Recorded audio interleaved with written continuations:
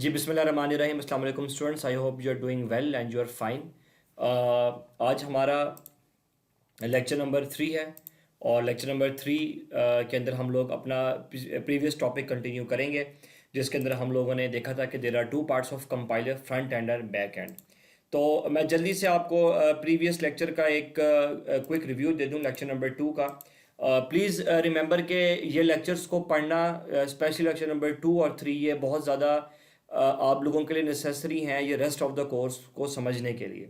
So please आप जब जो है जब आप इस कोर्स को पढ़ना शुरू करें तो लेक्चर नंबर 2 और 3 जो है ये आपने बहुत ज़्यादा ध्यान से पढ़ना है, क्योंकि ये आपके लिए एज अ बैकबोन काम करेगा आपके आने वाले कोर्स के लिए। लेक्चर नंबर 2 के अंदर हम लोगों ने देखा था कि basically there are two parts of compiler, front end और बैक एंड।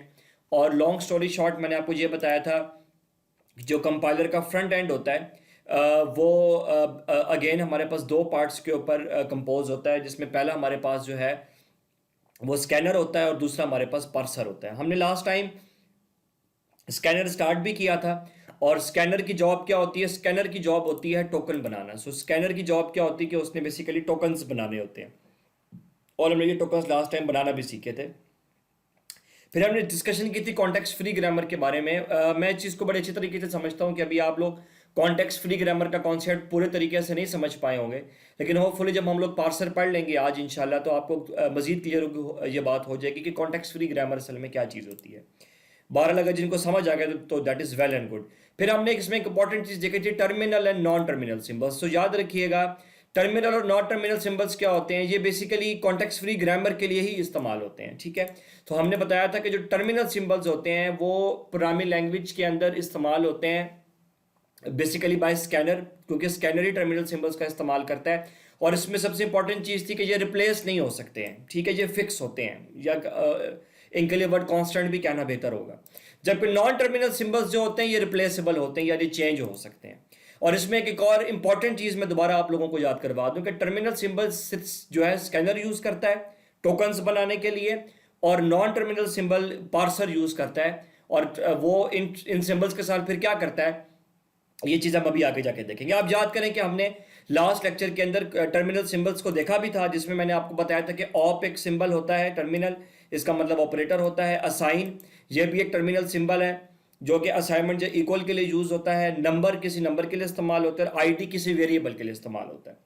और मैं इसको ज़रा शॉर्ट कर रहा हूँ, आप अगर रिकॉल करें तो हमने लास्ट टाइम देखा था कि जैसे कि अगर हमारे पास प्रोग्रामिंग लैंग्वेज के अंदर एक एक्सप्रेशन लिखा हुआ हो, जैसे कि ये आपने C++ में या पाइथन में कहीं पे भी आपने ये एक्सप्रेशन लिखा है, तो जब ये फ्रंट एंड में से गुजरेगा तो ये पहले सबसे स्कैनर के अंदर से गुजरेगा और स्कैनर इसके टोकन्स बनाएगा। तो हमें टोकन्स बनाना सीखे थे, जिसमें मैंने आपको बताया था कि जब वेरिएबल हो तो कौन सा टर्मिनल सिंबल इस्तेमाल होता है, आईडी।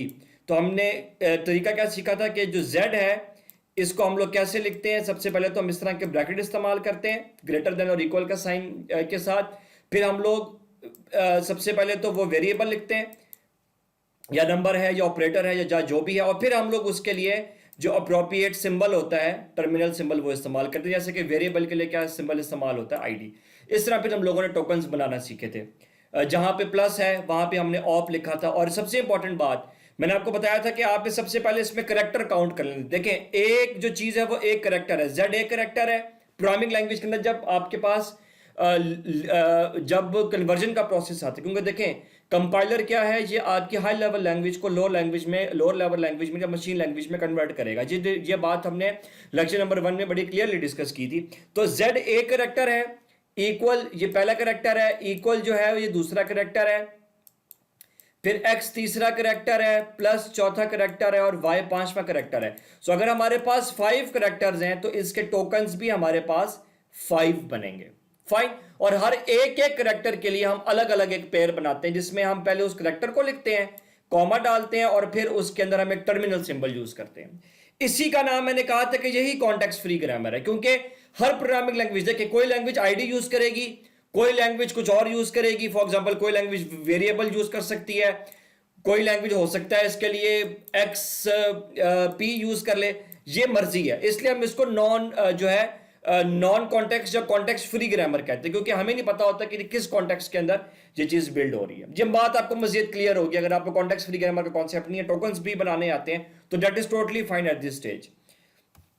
और उसके बाद हमने एक और एग्जांपल की थी। मैं अब यहाँ पे लेक्चर नंबर 2 की डिस्कशन को एंड कर रहा हूँ। लेक्चर नंबर 3 के अंदर हम लोग इसको आज स्टार्ट करते हैं। लेक्चर नंबर 3 के स्टार्ट में मैंने एक आपको होम असाइनमेंट के लिए एक एक्सप्रेशन दिया था और मैं इसका सोल्यूशन आपको बता दूं। सबसे पहले हमारे पास, हम इसको काउंट कर लेते हैं कि हमारे पास इसके अंदर करैक्टर कितने हैं। एक तो z है पहला, फिर इक्वल है दूसरा। मैंने कहा था कि ये जो ब्रैकेट्स हैं, ये पैरेंथेसिस हैं, इनको आपने इग्नोर कर देना। ये वैसे तो ये काउंट होती हैं, लेकिन हम इसको फिल वक्त काउंट नहीं कर रहे हैं।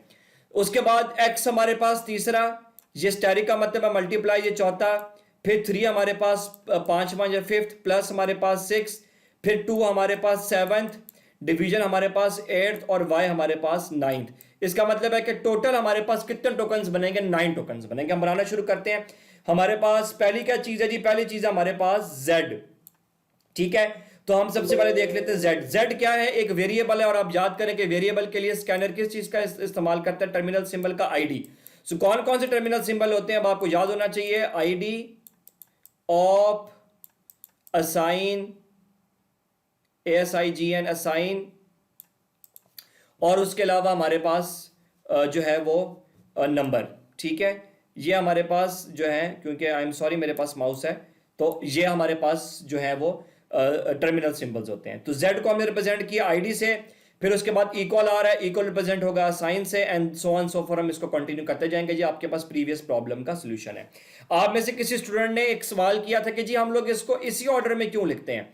ये जब हम लोग ट्री बनाएंगे, तब आपको पता चलेगा कि हम लोग इसको 1 2 3 नंबरिंग ऐसे नहीं करते। ठीक है, हम लोग 1 2 3 नंबरिंग ऐसे नहीं करते, बल्कि इसको रिवर्स ऑर्डरिंग में इसकी नंबरिंग करते हैं। ये बात आपको तब समझ आएगी जब आप लोग इसका ट्री बनाएंगे। तो अब आपको लेक्चर नंबर 4 का वेट करना पड़ेगा। जब हम उसमें ट्री बनाएंगे तब आपको मैं ये जस्टिफिकेशन दूंगा कि हम लोगों ने इसको इस ऑर्डर में क्यों लिखा है। यह हमारे पास सोल्यूशन हो गया जी प्रीवियस प्रॉब्लम का, जो मैंने आपको होम टास्क के लिए दिया था। अब हम लोग आगे चलते हैं। आज हमारा लेक्चर नंबर 3 है, और लेक्चर नंबर 3 में जो हमने चीज देखनी है वो हम पार्ट्स ऑफ कंपाइलर को देख रहे हैं। स्कैनर और टोकनाइजेशन तो मैंने इसलिए लिखा है क्योंकि हम ये कर चुके हैं। आज हमारा जो मेन टॉपिक है वो है हमारे पास पार्सर। ठीक है, और आप याद करें अगेन कि पार्सर किसका पार्ट होता है? Parser is the part of front end. तो मैं आगे कंटिन्यू करता हूं। पार्ट्स ऑफ कंपाइलर में हमने देखा था हमारे पास 2 मेन पार्ट्स हैं, फ्रंट एंड और बैक एंड। फ्रंट एंड और बैक एंड। फ्रंट एंड किसके साथ कनेक्ट होता है? फ्रंट एंड डायरेक्टली कनेक्ट होता है ह्यूमंस के साथ, या ह्यूमंस के करीब होता है। और बैक एंड किसके करीब होता है? ये कंप्यूटर के साथ या सीपीयू के साथ। ये सीपीयू को कहना ज्यादा बेहतर है, ज्यादा इसके करीब होता है, क्योंकि इसने मशीन कोड के अंदर कन्वर्ट करना होता है आपके सोर्स कोड को, जो हम डिस्कशन कर चुके हैं। इसको हम 2 पास कंपाइलर भी कहते हैं, क्योंकि इसमें सिर्फ 2 एंड्स है, फ्रंट और बैक एंड। 3 पास कंपाइलर भी होता है, लेकिन वो हम बाद में पढ़ेंगे। फिर हम देखा था कि फ्रंट एंड क्या करता है? फ्रंट एंड का काम होता है स्ट्रीम ऑफ टोकन्स बनाना, जो कि हम लोगों ने पढ़ लिया किसके अंदर? स्कैनर के अंदर। हमने ये चीज पढ़ ली है। आज हम जो चीज पढ़ रहे हैं वो है पार्सिंग। अच्छा, पार्सिंग में हमने बनाना तो ट्री है, लेकिन सबसे पहले हमें पार्सिंग की टेक्निक भी पढ़नी पड़ेगी। या ट्री, ये मैं बात अभी आपको क्लियर करता हूं। फिर हमने देखा था कि फ्रंट एंड के 2 पार्ट्स होते हैं, स्कैनर और पार्सर। स्कैनर का काम क्या होता है? स्कैनर का काम होता है कि जी स्कैनर ने क्या बनाने होते हैं? स्कैनर ने बनाने होते हैं टोकन्स, जो हम कर चुके। और वो इसको बनाने के लिए किसका इस्तेमाल करता है? टी या टर्मिनल सिंबल्स का। आज जो हम चीज पढ़े वो है पार्सर। पार्सर ने क्या चीज बनानी होती है? पार्सर इन्हीं टोकन्स को लेके, ये बात जरूरी है, देखें स्कैनर से पार्सर के पास क्या जा रहा है? टोकन्स। वो इन्हीं टोकन्स को लेगा और फिर इसको यूज करके क्या बनाएगा? ट्री। तो आज हमने ट्री नहीं पढ़ना, लेकिन हम कुछ और चीज पढ़ेंगे कि पहले पार्सर ट्री बनाने से पहले एक प्रोसेस करता है, वो हम प्रोसेस आज पढ़ेंगे। ठीक है, अच्छा, एक सबसे इंपॉर्टेंट बात जो मैं आपको यहां बता दूं कि जो हमारे पास पार्सर होता है वो दोनों सिंबल्स का इस्तेमाल करता है, टर्मिनल सिंबल्स का भी और नॉन टर्मिनल सिंबल्स का। ये बात मैं यहां पे जरा एम्फेसाइज कर दूं। स्कैनर, ये मेरे साथ रिवाइज कीजिएगा, स्कैनर टोकन्स बनाने के लिए किसका इस्तेमाल करता है? स्कैनर सिर्फ इस्तेमाल कर सकता है हमारे पास टर्मिनल सिंबल्स का, जबकि पार्सर दोनों का इस्तेमाल कर सकता है, टर्मिनल सिंबल्स का भी और नॉन टर्मिनल सिंबल्स का। तो आप वीडियो को यहां पॉज करें और जरा इसको रिवाइज करें। अब आपने अगर ये चीज जो है रिवाइज कर ली है कि स्कैनर किसका यूज करेगा? टर्मिनल सिंबल्स का। टर्मिनल सिंबल्स चेंज नहीं हो सकते हैं, और पार्सर दोनों का इस्तेमाल करेगा, टर्मिनल सिंबल्स का भी और नॉन टर्मिनल सिंबल्स का भी। ठीक है, अब एक छोटी सी बात मैं आपको जल्दी से रिवाइज करा दूं, और ये आपने मेरे साथ से रिवाइज करनी है। जब भी हमारे पास कोई ऑपरेटर आता था, प्लस माइनस स्टेरिक का मतलब मल्टीप्लाई और डिवीजन, तो हम लिखते थे ऑप। याद है आपको? असाइन के लिए जब इक्वल आता था तो हम लिखते थे असाइन, जब नंबर आता था 1 2 3 4 तो हम लिखते थे नंबर, और जब वेरिएबल आता था तो हम लिखते थे आईडी। लेकिन जब हम लोग बात करेंगे पार्सर की, तो पार्सर में थोड़ी सी कहानी चेंज हो जाएगी, जो मैं आपको भी थोड़ी देर तक बताऊंगा। तो आज के लेक्चर में आपको थोड़ी सी कंफ्यूजन हो सकती है, लेकिन आज हमने ये लेक्चर डेडिकेट भी पार्सर को किया। हम उसमें से 3 या 4 प्रॉब्लम्स करेंगे, जो करने के बाद आपको बात क्लियर हो जाएगी। तो आज आपने परेशान नहीं होना, सिर्फ आपने जो है अगेन ये चीज याद रखनी है कि स्कैनर जो टोकन्स बनाता है वो इस्तेमाल करेगा टर्मिनल सिंबल्स का, और पार्सर जो ट्री बनाता है वो इस्तेमाल करेगा दोनों का, नॉन टर्मिनल सिंबल्स का भी और टर्मिनल सिंबल्स का भी। ठीक है, ये चीज मैंने यहां लिख दी है कि terminal symbols are only used by scanner, whereas parser जो है वो टर्मिनल सिंबल का भी इस्तेमाल कर सकता है, नॉन टर्मिनल सिंबल्स का भी इस्तेमाल कर सकता है। ठीक है, अब हम ये तो प्रैक्टिस प्रॉब्लम था जो मैंने आपको दिया था, आप होपफुली ये कर चुके हैं, ये मैंने आपको लेक्चर के स्टार्ट में बता दिया, तो ये कोई इसमें नई चीज नहीं है। अब हम आते हैं पार्सर के ऊपर। तो पार्सर जो है ये क्या करता है, अब अगेन मैं जरा आपको थोड़ा सा बैक लेके जाऊं कि फ्रंट एंड में स्कैनर ने तो टोकन्स बना दिए, अब ये टोकन्स किसको मिलने लगे हैं? पार्सर को। अब पार्सर क्या करेगा इसके साथ? अब ये डेफिनेशन आप देख लीजिएगा। Parser stream of token receive करता है स्कैनर से, जो उसको बैक से मिल रही है, और इनको रिसीव करने के बाद वो एक ट्री बनाता है, जिसको हम लोग बोलते हैं पार्सिंग ट्री। लेकिन ट्री बनाने से पहले हमें एक और चीज बिल्ड करनी है, हमें एक ग्रामर बनानी है, जो मैं आज आपको बनाना सिखाऊंगा। हम आज ट्री तो नहीं पढ़ रहे, लेकिन पार्सर का मेन काम क्या होता है कि उसने जो स्कैनर से स्ट्रीम ऑफ टोकन लिया होता है वो उसको रिसीव करता है और फिर उससे ट्री बनाता है। इसको हम लोग पार्सिंग ट्री बोलते हैं। ये पार्सिंग ट्री असल में करता क्या है? ये पार्सिंग ट्री असल में आपकी जो भी आपने ट्री बनाया होता है, आई एम सॉरी यहां पे डेवलप के स्पेलिंग में कुछ मिस्टेक है, मैं उसको बाद में ठीक कर लूंगा, I am sorry for that. तो ये पार्सिंग ट्री क्या करता है, ये असल में जो भी आपने एक्सप्रेशन लिखा होता है या जो भी चीज लिखी होती है, ये उसकी लॉजिक डेवलप करने की कोशिश करता है। और ये बात आपको शायद आज के लेक्चर में ज्यादा क्लियर नहीं होगी, आपने सिर्फ आज पार्सिंग का मेथड सीखना है। जब हम अगले लेक्चर में ट्री बनाएंगे तब आपको ये बात मैं दोबारा यहां पे रिवाइज करवाऊंगा कि किस तरह पार्सर लॉजिक बनाता है। ठीक है, हम लोग 2 टाइप की ट्रीज बनाएंगे नेक्स्ट लेक्चर में, एक होगा सिंटैक्स ट्री और एक होगा एब्स्ट्रैक्ट सिंटैक्स ट्री। ठीक है, तो मैं आपको इस बात को कंक्लूड करता हूं। तो होगा क्या, अब कुछ इस तरह होगा। सबसे पहले हमारे पास जो फ्रंट एंड है उसमें सबसे पहले हमारे पास इनपुट जाएगी किसके पास? स्कैनर के पास।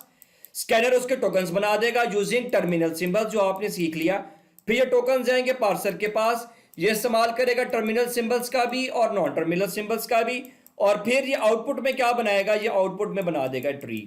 तो आज हम ट्री तो नहीं बनाएंगे, लेकिन हम ट्री से पहले वाला प्रोसेस देखेंगे। ठीक है, तो आज हम देखते हैं कि पार्सर ये ट्री कैसे बनाएगा, लेकिन उस ट्री को बनाने के लिए आपको पहले क्या सीखना पड़ेगा? एक प्रोसेस। सो यहां पे एक लाइन लिखी हुई है जिसको मैं आपके सामने थोड़ा सा एलैबोरेट करना चाहूंगा।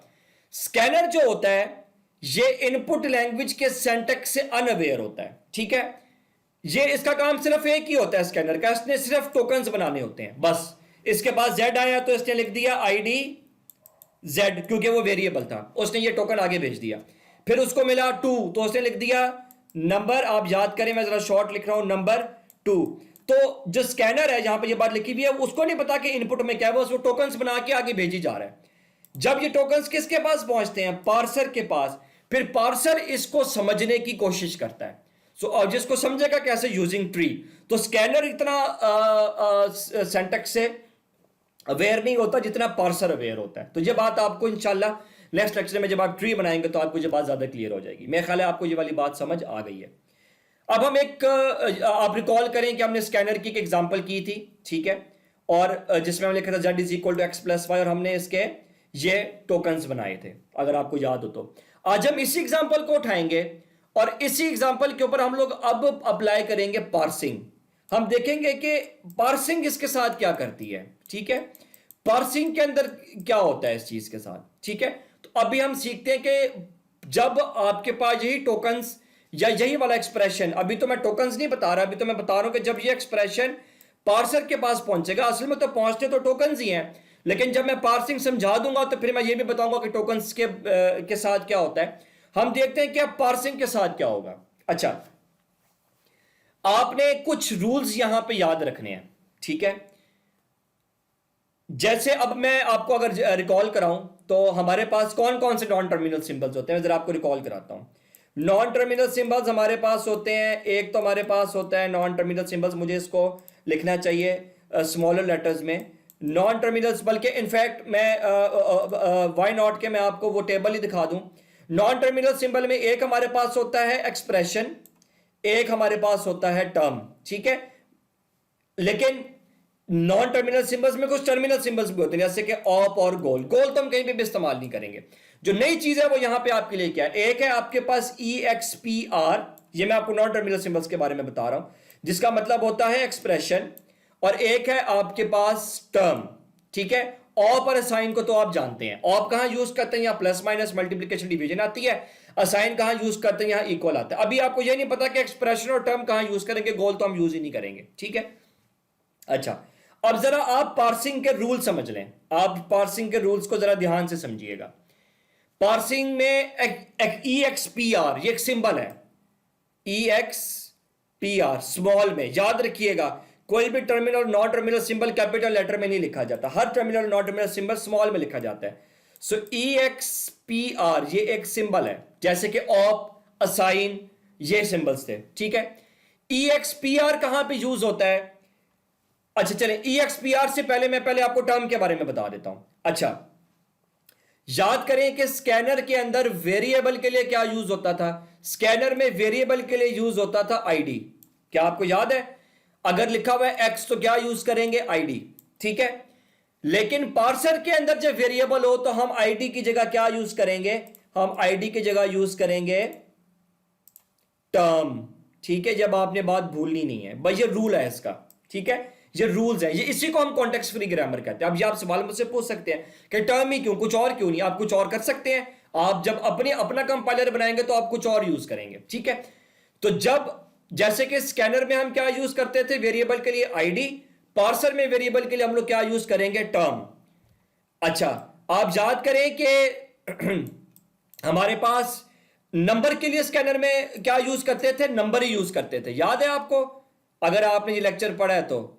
लेकिन पार्सर के अंदर हम लोग नंबर के लिए भी टर्म यूज करते हैं। तो इंपॉर्टेंट बात यहां हो गई कि पार्सर के अंदर जब कोई नंबर आएगा या कोई वेरिएबल आएगा तो हम लोग कौन सा सिंबल यूज करेंगे, हम यूज करेंगे टर्म। ये बात अब आपने भूलनी नहीं है, कंफ्यूज करेगी आपको, क्यों, क्योंकि स्कैनर के अंदर वेरिएबल के लिए यूज करते थे आईडी और नंबर के लिए यूज करते थे नंबर, लेकिन यहां पे नंबर और वेरिएबल दोनों के लिए क्या यूज करेंगे, टर्म।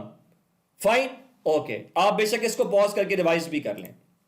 अच्छा, ऑप तो हम प्लस माइनस मल्टीप्लिकेशन के लिए यूज करेंगे, प्लस माइनस मल्टीप्लिकेशन जो स्टैटिक से रिप्रेजेंट की जाती है, और डिवीजन जैसे कि स्कैनर में होता था।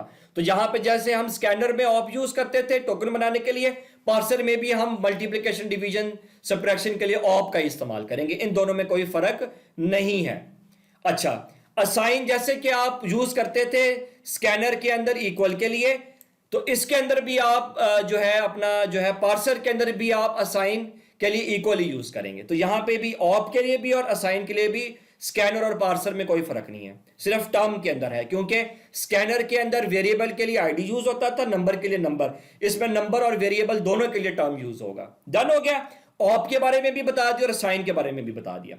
इसमें सबसे इंपॉर्टेंट चीज है expression, E X P are, E X P are. अच्छा, ये आपको भी यहां से समझ नहीं आएगा, ये मैं बात आपको एडवांस में बता दूं, लेकिन मैं आपको इतना बता दूं जो लिखा हुआ है, जब भी हम लोग असाइन लिखेंगे, जब भी हम लोग कहीं पे भी असाइन लिखेंगे उसके फौरन बाद क्या आ जाएगा, एक्सप्रेशन। और जब भी हम लोग प्लस माइनस मल्टीप्लिकेशन डिवीजन लिखेंगे तब भी आएगा एक्सप्रेशन। अब आप कंफ्यूज हुए होंगे कि हमने तो कहा था कि हम प्लस माइनस मल्टीप्लिकेशन डिवीजन के लिए ऑप लिखेंगे, फिर अब एक्सप्रेशन कहां से आ गया। यह बात, अब एक्सप्रेशन वाली जो बातें, ये दो लिखी हुई हैं, जब आपको थोड़ी देर के लिए होल्ड पे रखनी पड़ेंगी, यह मैं आपको एग्जांपल के साथ समझाऊंगा, ठीक है। अब मैं इस बात को यहां कंक्लूड करता हूं। हम लोग क्या करने लगे हैं, हम लोग देखने लगे हैं कि पार्सर क्या करेगा, पार्सर क्या करेगा। फ्रंट एंड के दो पार्ट्स, मैं इस लेक्चर का पार्ट एंड करूं, जरा ध्यान से सुन लें। फ्रंट एंड के दो पार्ट्स, कितने पार्ट्स, दो। पहला एंड हमारे पास स्कैनर, स्कैनर क्या करता है, स्कैनर टोकन्स बनाता है जो आपने बनाना सीख लिए। टोकन्स बनाने के लिए किसका इस्तेमाल करते हैं? टर्मिनल सिंबल्स का, ऑप, आईडी, असाइन, नंबर, ठीक है। वेरिएबल हो तो आईडी, नंबर हो तो नंबर, प्लस माइनस डिवीजन हो तो ऑपरेटर, इक्वल हो तो असाइन। ठीक हो गया, ये यहां पे लिखे हुए भी हैं, ये लिखे हुए आपके सामने। लेकिन अब हम जो यूज करेंगे इसको हम लोग ग्रामर, इसी को तो हम लोग ग्रामर बोलते हैं, इसी को तो CFG बोलते हैं। तो CFG हमारे पास स्कैनर के लिए और है, आप अपनी CFG भी बना सकते हैं, जो मैंने आपको बात पहले भी बता दी। अच्छा, अगली स्टेज किसकी आ रही है? पार्सर की। ये टोकन अब किसके पास पहुंचेंगे? पार्सर। पार्सर क्या बनाएगा? इनको यूज करके ट्री। लेकिन उसके लिए पहले हमें कुछ करना पड़ेगा, हमें पार्सर के अंदर एक क्या करना पड़ेगा? ग्रामर बनानी पड़ेगी, जो मैं अभी आपको सिखाऊंगा। ये याद आपने रखना है कि जब ये आपके पास चीज आएगी पार्सर के पास, जो कि फ्रंट एंड की दूसरी स्टेज है, तो फिर कहानी थोड़ी सी चेंज होगी। कहानी क्या चेंज होगी? अब हमारे पास सिंबल कुछ चेंज हो जाएंगे, जो मैंने आपको दिखाए। जो है जैसे कि हमारे पास टर्मिनल सिंबल्स तो ये नॉन टर्मिनल सिंबल्स से, ऑप और साइन से तो आप आशना है, आपको पता है कि ये क्या होते हैं। सिर्फ एक्सप्रेशन और टर्म मुख्तलिफ थे, तो मैंने आपको बता दिया। यहां पे ये बात मैं दोबारा आपको रिवाइज करा दूं कि हमारे पास स्कैनर के अंदर आईडी यूज होता था वेरिएबल के लिए, नंबर यूज होता था नंबर के लिए। लेकिन पार्सर के अंदर जो नंबर और वेरिएबल के लिए जो वर्ड यूज होता है या जो सिंबल यूज होता है वो नॉन टर्मिनल है, क्योंकि टर्म एक नॉन टर्मिनल सिंबल, आप जाके पीछे स्लाइड में देख लें, वो है टर्म। ठीक है, जबकि स्कैनर में मुख्तलिफ चीज थी। ऑप जैसे कि स्कैनर में यूज होता था, पार्सर में भी प्लस माइनस डिवीजन मल्टीप्लिकेशन के लिए ऑप यूज होता है। असाइन जैसे कि स्कैनर में इक्वलिकली यूज होता था, पार्सर में भी इक्वलिकली यूज होगा। एक्सप्रेशन के बारे में मैं आपको एग्जांपल के साथ बताऊंगा। यहां पे हमारी वीडियो का पार्ट नंबर 1 एंड हो रहा है। आप काइंडली अब इस वीडियो का पार्ट नंबर 2 देखें, जहां पे अब हम लोग स्टार्ट करेंगे पार्सर की एग्जांपल्स, और हम सीखेंगे कि अब पार्सर हमारे पास एक्सप्रेशन जो हम लोगों ने पढ़ा था वो उसके साथ क्या करेगा, यही रूल्स जो मैंने आपको बताए। So please go for part number 2।